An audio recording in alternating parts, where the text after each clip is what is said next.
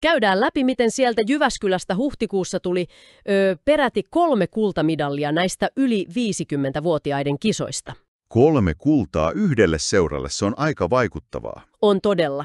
Eli hypätäänpä suoraan näihin tuloksiin ja siihen, mitä ne kertoo. Mennään vaan.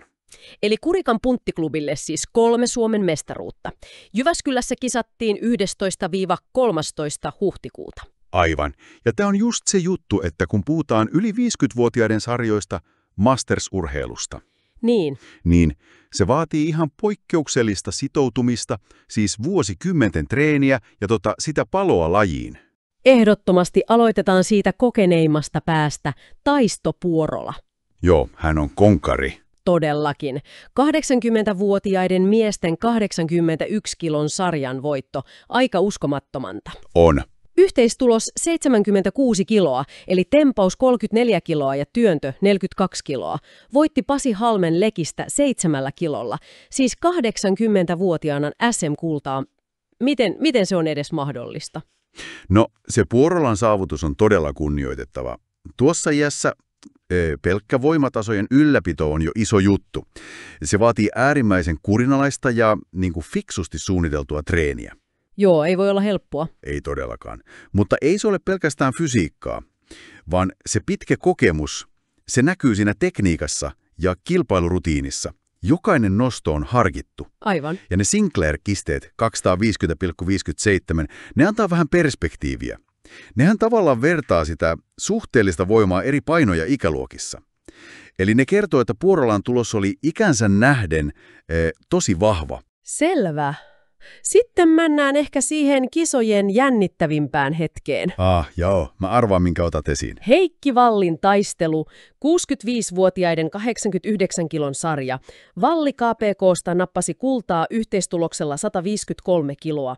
Temppaus 67 ja työntö 86. Ja se ero oli?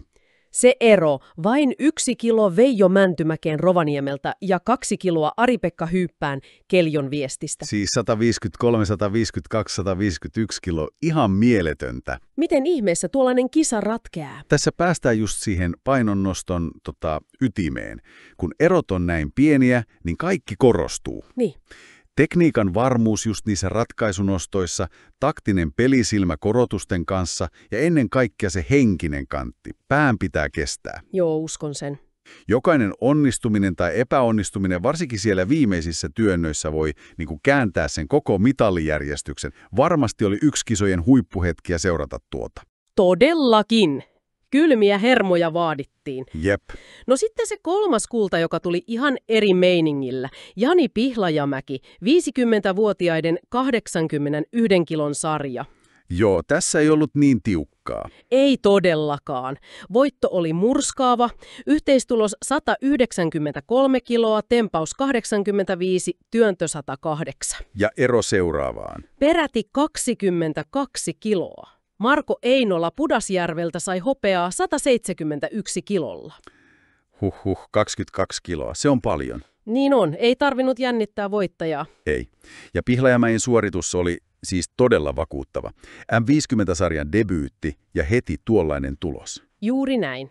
Tuo ero kertoo paitsi kovasta treenitaustasta ja onnistuneesta kisapäivästä, myös siitä, että hän on asettanut sen riman todella korkealle heti tässä ikäluokassa. Hän tuli ja näytti kaapin paikkan. Tavallaan joo. Ja se osoittaa, ettei se Masters-sarjoihin siirtyminen välttämättä tarkoita mitään tason laskua, vaan ehkä uuden kovan kilpailuuran alkua. Aivan.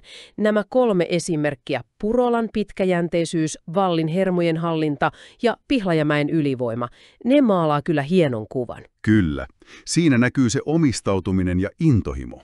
Ja se, että iällä ei ole aina merkitystä, kun on tavoitteita.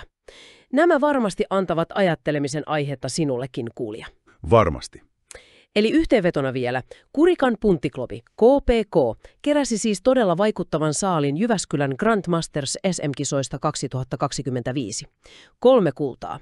Kokemusta, tiukkaa kilpailuhenkeä ja selvää ylivoimaa. Kaikkea löytyy. Juuri näin.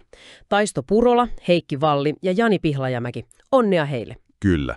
Ja tämä kaikki, tämä Masters-urheilun menestys, nostaa esiin yhden mielenkiintoisen pohdinnan, jonka voit ottaa tästä mukaan. Kerro pois. Mitä tämä Masters-urheilun, vaikkapa just painon noston, kasvava suosio ja se yllättävänkin korkea kilpailullinen taso, mitä se oikeastaan kertoo meidän yhteiskunnasta? Mielenkiintoinen kysymys. Niin. Ehkä se heijastaa sitä, miten meidän käsitykset ikääntymisestä ja terveydestä muuttuu, ja siitä, mihin kaikkeen ihminen pystykään vielä myöhemmällä iällä. Siinäpä pohdittavaa.